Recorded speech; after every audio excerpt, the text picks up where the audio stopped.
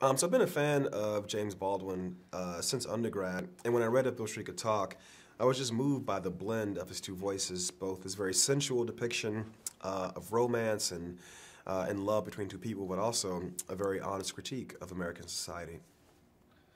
Did you work at all with his family or estate on the project? When I first wrote the script, I actually wrote it without having the rights to the source material, and I contacted the James Baldwin estate, and I realized very quickly that making this film wasn't going to be about like beating like the boss in Super Mario Brothers. I was going to have to, over the course of time, get to know the Baldwin estate, and in turn allow them to get to know me. And so that was really the process. Once they understood what I wanted to do, and I'd already adapted the book, so there was nothing I had to hide.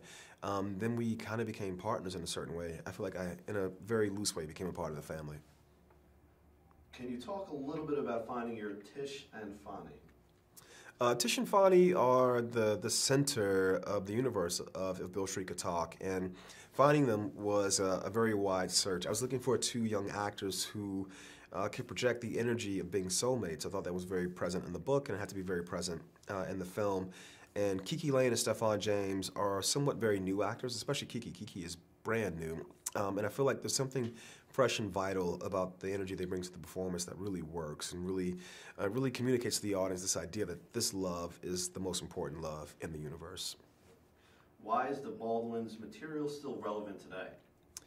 James Baldwin was such a wise, truthful person. He was so prescient that I think many of the things that he was speaking towards were very real and true in the time that he wrote them. They were very accurate depictions of the world he lived in. And I think what happens is so many of these things have not changed since he wrote this material that 25, 45, 50 years later, I think it's quite sad that so much of what he was writing about, these problems have been allowed to persist. And I think it's why it's time to bring much of this material back into the vanguard. It's why If Beale Street Could Talk is still relevant.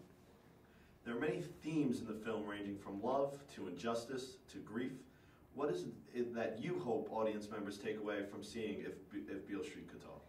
I really hope that audiences take from Beale Street, I really hope that when audiences watch If Beale Street Could Talk, they walk away with this feeling of love and hope and optimism. I really hope that they walk away from the film feeling like watching these characters navigate this journey, that love and family and community, it's this thing that can help us weather these storms. I think right now societies, I should say, all across the world, we're all looking for something to hold on to. We're looking for a place of unity, something to unite us. And I think this idea of family and love and the power of family and love to help us weather these storms, that's what I hope anybody who watches this film takes away from it.